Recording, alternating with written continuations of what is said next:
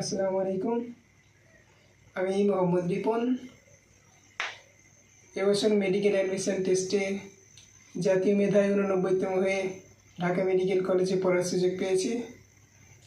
আমার এই সফলতার পিছনে রয়েছে আল্লাহর রহমত ও অনেক শিক্ষকের অবদান।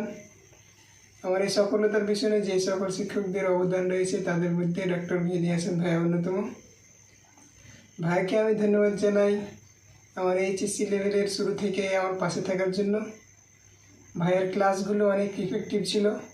ভাইয়া প্রতিদিনের পড়া ক্লাসেই করিয়ে নিত। বিশেষ করে প্রতিদিন একটি করে স্পট এক্সাম নিত। সেই স্পট এক্সামের মাধ্যমে প্রতিদিনের পড়া প্রতিদিনই কমপ্লিট হয়ে যেত।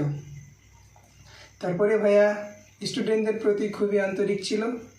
স্টুডেন্টদের যে কোনো প্রবলেমে, যে কোনো সমস্যায় তিনি স্টুডেন্টদের সাথে বসতেন এবং কথা বলতেন, সমস্যার সমাধান করার চেষ্টা করতেন।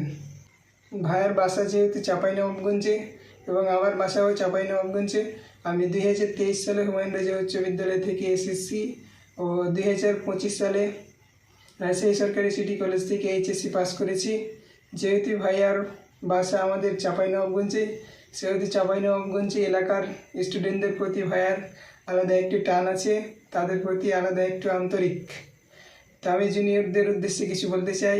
এসএসসি পরীক্ষা দেওয়ার পর ভাবছো রাজশাহীতে লেখাপড়া করবা, তো রাজশাহীতে তোমরা বায়োলজির জন্য ডক্টর মেহেদী হাসান ভাইয়ার বায়োলজি ক্লাসটা তোমাদের জন্য বেস্ট অপশান হতে পারে। আমি যেভাবে আমার অ্যাডমিশন টেস্ট সহ একাডেমিকের শুরু থেকে মেহেদী হাসান ভাইয়ার সাথে ছিলাম, তোমরাও আস্থা রাখতে পারো। আসসালামু আলাইকুম।